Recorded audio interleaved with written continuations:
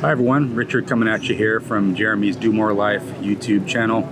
So I've been friends with Jeremy for a little bit now with this channel, and we were talking about how long I've been coming to Thailand. And it's an interesting question. I've been coming to Thailand for about 5 years now. I was thinking back, all the different provinces that I've visited. I've come to cities like Jomtien, Pattaya. Jomtien very laid back, close to Pattaya. I've been to Chiang Mai, which I really don't like all that much. I had a better time in Chiang Rai. A little bit smaller, more Thai locals there. Definitely helped my Thai, spending some time there. I spent time in Issan, Buriram, Phnom Thani, Khon Kaen, various other provinces within Thailand. So I wanted to kind of share with you some of my tips and tricks and some of the lessons that I've learned over the last 5 years. I spent over 300 days in Thailand now over the last 5 years. I want to share you some of the lessons I've learned. When I first started coming to Thailand, I was staying exclusively at what you would call Western hotels. What I mean by that is, hotels like the Marriott back then, Hilton, Hard Rock. I found that essentially was not a good choice. I was spending $500 a night on a hotel room because I wanted to bring that Western lifestyle with me to Thailand. I learned, early on that wasn't a good use of money, and also I wasn't really experiencing Thai culture. So I moved from staying at those Western style hotels to more of the local hotels within Pattaya and Jomtien, and had a much better experience for a lot less cost. So if you're coming over here for your first time, just keep that in mind. Don't feel like you have to go and stay at the Hilton or the Hard Rock and stay at their best room to have a good experience. You can stay at hotels that are $20 to $25 a night and still have a great hotel room. So that's something to keep in mind. Showers will be a little different depending on your hotel that you stay at, but essentially it's a good choice and a good way to save money as well. One of the things that I thought about when I first came to Thailand was this is just going to be a one and done situation, so I didn't mind paying a little bit extra for my hotel room. But as you see, if you start looking at coming more frequently to Thailand, you have to start staying on a budget, right? So that talks about, budget for the hotel, and that, talks about, bringing your hotel costs down from $200 a night to $20 a night. That can help you with the frequency of your trips. So it's something to think about. One of the things I did when I came to Thailand, I spoke zero Thai. It took me about 2.5 years to become somewhat conversational in Thai. It took me 9 months just to be able to say hello, thank you, and excuse me. So what you should realize is there's a lot of tools out there to learn Thai. You need to come to Thailand with just some basic sentences to form, like hello, sawadee krap, how are you, sabadi mai krap, excuse me, kotor krap. All these things are very important for you to kind of fit in with Thai culture. You'll see that your experience changes at every little bit of Thai that you pick up.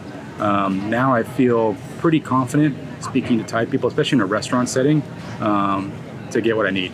So that's very important. It's not difficult, guys. There's a lot of videos and audio recordings you can listen to help out with that kind of stuff.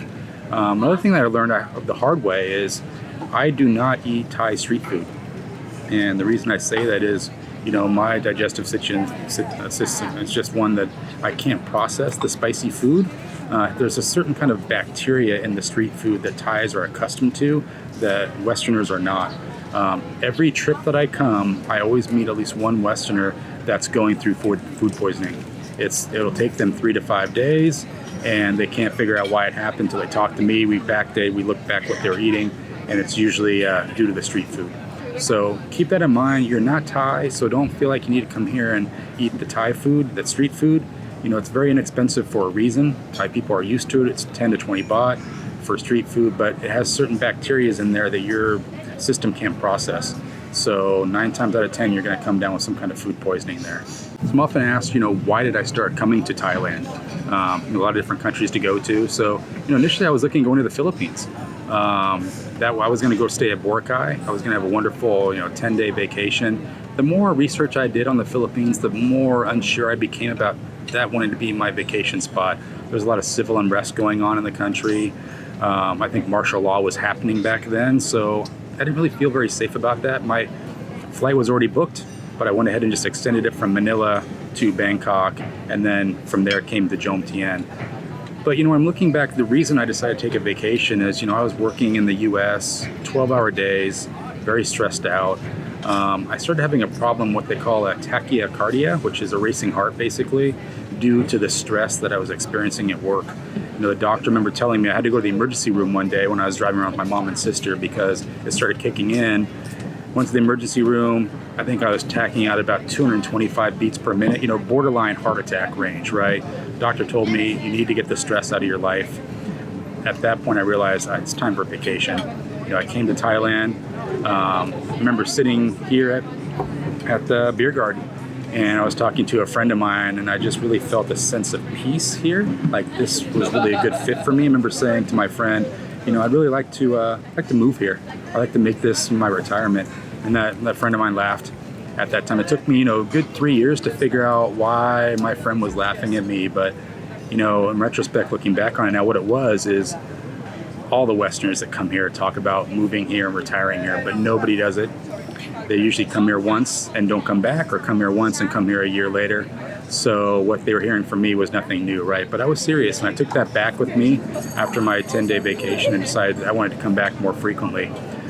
In the first year, I came here 9 times, and a little lesson learned from those 9 times the first year would be, if you're coming here to Thailand on your first trip, you need to ban yourself from making your next trip reservation for 90 days. And the reason I say that is, when I came back from Thailand after 10 days here, I immediately made my next trip for a month later for a 3-night stay. Just crazy, right? The amount of travel it takes, 28 hours from door to door to get here from America, from San Francisco. And I was coming here to stay for 3 days. So how stressful was my life that I felt like I had to come all the way across the other side of the world just to relax. In retrospect, probably not a good use of money. I would say if you're coming here a week minimum, 7-8 days should be your minimum stay. You just get yourself more depressed. I'll talk probably on a future video about, post-vacation depression. It's a real thing. You guys, you come here to Thailand, you're going to come back, you're going to be a little depressed. You're going to want to make that next trip reservation. Don't do it. Wait 90 days. Relax a little bit. Figure out where you want to go within Thailand, and then go from there. I've also learned lessons around the hotels, right? So I've been the victim of safe skimming twice while I've been here. And what that means, safe skimming, is a lot of people feel like the valuables are safe in the safe. And essentially, they're not going to take all your stuff out of the safe, right? So housekeeping and maintenance all can get access to your safe within 30 seconds by unscrewing 4 bolts from the face of your safe. They don't need the key code, right? But what they're not going to do is take all the money out. The reason they aren't going to do that is that's a big deal, right? You're going to come back and say, someone stole from my safe. They're going to check the CCTV. The police department is going to find who it is just on the recording of the video coming in and out of the room, and that person's busted. So what they do is they'll come into your room and they'll open the safe and they'll take 1,000 baht out or 3,000 baht out, depending on how much you have in your safe, right? You won't notice the difference. You come back, you've had a big night out, maybe you drank a little bit too much, maybe you didn't count your money that night. You won't notice it, right? So the first time I noticed it, I was missing about 3,000 baht. The second time I was missing about 7,000 baht. The first time I kind of just wrote it off as maybe I didn't count the money right. Second time was a real thing. So definitely what I do now is I keep all my valuables in a fanny pack inside the safe. That way they can't skim. They have to actually break into the fanny pack to get any kind of money out. But be careful with that. It's something you definitely want to be around. I count my money at night and in the morning, so I know what's in there when I go to sleep, what's in there when I leave for the day. It's just something I do, a little tip for you guys. So definitely know how much money you're spending day to day. So, the million-dollar question is why Thailand, right? So when I first came here, it was not love at first sight. I was staying at a nice hotel that was pretty far out of the way. I remember coming here, I was exhausted. I had a number of flight cancellations and delays. I was exhausted when I arrived here. I decided to go on a little walkabout. I didn't take my phone with me. Long story short, I got lost, dehydrated. It was very hot. And when I got back to the hotel, I almost thought about just packing up and going home. I was that frustrated. But I was able to kind of relax a little bit, take it in. I went out to the beach here, and I met my first Thai friend, Rockman. So Rockman leads the boat tours that go out to all the islands, and he took me out. And I saw the nice side of Thailand that I was hoping to see. From there, I definitely relaxed more, left all the stress from home behind, and found that Thailand just has just the pace here is something that I like. People are very friendly, very nice, as long as you're friendly and nice to them as well, right? So you get what you give. The more of the Thai language I started to learn, the more a fit it became. I started to branch out, make more Thai friends. This became essentially my getaway, and it became very comfortable because I knew the hotels I was staying at, the areas to go eat at. Everything was just very comfortable for me. So I've been to Thailand, I think it's now 24 times. I remember, I think I was in immigration the second year I was coming here. I'd been here something like 14 or 15 times, and they started counting up all the visa exemptions that I've had. And I started to realize that, wow, this is kind of a big deal. Like, I've been here a lot. I started looking at the frequency. I tried not to come, every couple months, maybe once every 4 months. It wasn't until just recently that, after coming here, 4.5 years, that it was taking a long time to get into the country and get out of the country. They're looking at the passport stamps, the history of the travel. So I decided to go back to America and get a tourist visa. And best decision I made, right? So I went to an agency in San Francisco, got I think it's a 90-day tourist visa. I came here in January. It's good until March. So best thing I ever did. I came in this last trip. Literally, I had the quickest trip ever. Just stamped the visa, stamped the entry form, and it was good. So definitely recommend that, guys. If you're coming here a lot, what they want to see is that you're paying to get here. You're not coming on an exemption all the time, that you're actually looking to get a tourist visa to come in. So look at that. If you're coming here a lot, it's something you're probably going to want to do. They are cracking down a little bit more.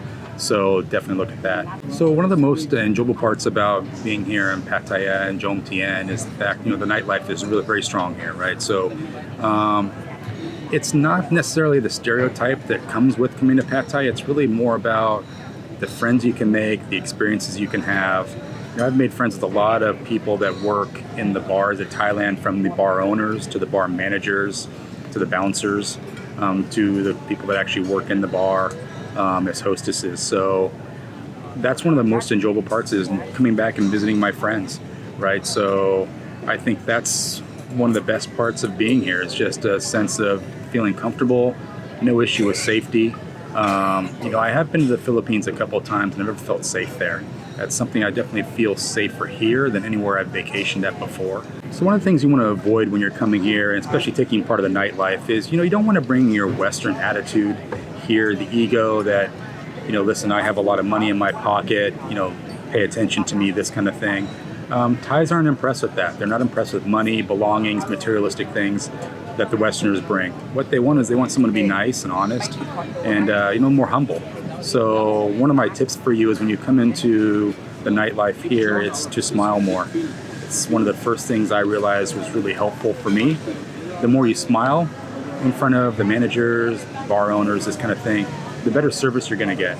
And it's something, if you're coming from a Western country, you're not used to smiling a lot, right? So it's, the rat race, the stress. We really don't smile a lot. I actually bring that back to America from being here in Thailand. I smile more at home, but smile more when you're in the bars. What I do, one little tip for me is, when I go to a new bar, I'll always ask to talk to the bar manager. I'll usually buy that bar manager a drink and strike up a conversation. How's the bar doing? How are things going here? That's a great way to make a friend at a high level that could definitely help you out if you get into trouble later on. My plans moving forward, this will be the country that I retire in. I'm getting to the age now where I can, a couple months, I'll qualify for a retirement visa. So that's something I'll be looking at doing. I see myself retiring here probably in the next 5 years. It's the right place for me. I think I'll probably retire in Jomtien. Another possibility is maybe Chiang Rai. Everyone knows Chiang Mai. A little more touristy Chiang Rai, a little bit more like Udon Thani or Khon Kaen and Issan. So dollar goes a lot longer. Chiang Rai, Jomtien. I love Jomtien because it's on the beach. It's by the water. It's still close to the nightlife, but very much a chill atmosphere. So that's kind of my long-term goal, is to retire here. I've spent a lot of time here. I would say another tip for you guys is just try to learn the Thai language. When you're coming here, try to know those basic phrases. That'll help you out a lot.